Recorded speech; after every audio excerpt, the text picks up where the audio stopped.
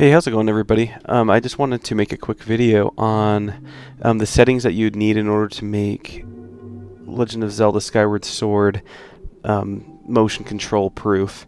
I'm currently using a PlayStation 4 controller, so these settings would most likely just fit a PS4 controller. But let's go into that. So first of all, though, I'm just going to show you kind of what I've been able to accomplish here. Let me jump over to the game. Here we go. So, here's an enemy right here, able to L target it with using the L2 trigger. We attack using the right analog stick, so that way we can have full motion. Let's see what else. We've mapped it so you can run. R trigger lets you roll. That normally is assigned, if you're familiar with Skyward Sword, to be the nunchuck being shaken. So, yeah, so there's that. Of course, we've got the 1 and 2 buttons mapped. The D-pad, of course, will be mapped to the D-pad. We got the C button being mapped to the L1 button. And currently I don't have anything to the R2. We'll figure out something, though, for that. But anyway, let me show you then how I currently have it mapped. Pause it really quick. I do have a little instability over, as you can see on the map, but it shouldn't change too much of the gameplay. But here's the settings that I have. So of course you're going to go into your Dolphin emulator.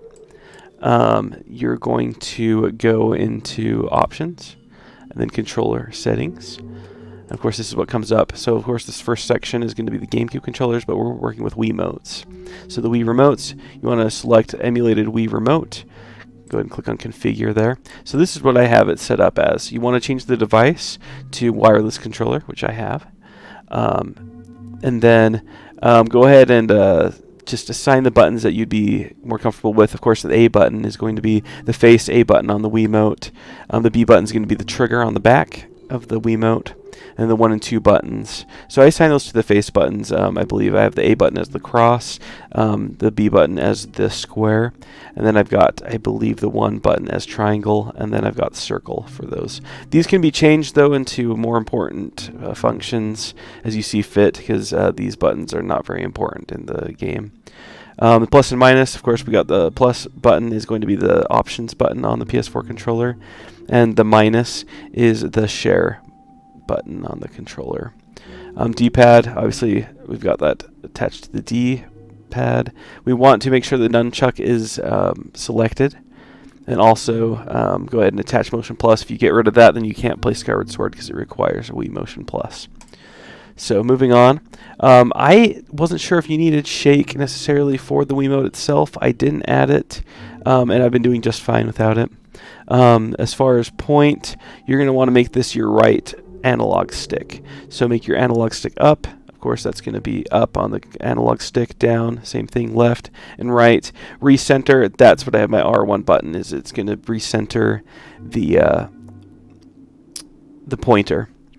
So, and then for swing, this is what's really important too. Right now I've got it mapped to the same right analog stick. I might see if I can change that, though, to be like holding in a certain button, as like with a combination with the right analog stick.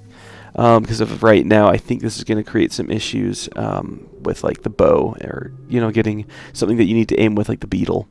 So I have to take a look at that to see if there's going to be any issues there.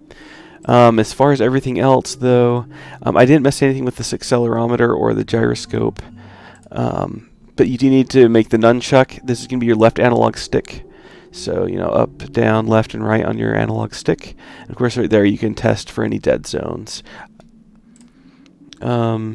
This, you're going to make the swing and the tilt. I made those, and as well as the shake. I made all of those attached to the right trigger on my PS4 controller, so that way that's how you can, the game will register that you're rolling. And I believe also the shield, if you're L targeting, instead of rolling, you'll use the shield breaker move. or the shield bash, I should say. I did, just to be safe, the up and the forward button on this extension motion input to be used with the nunchuck.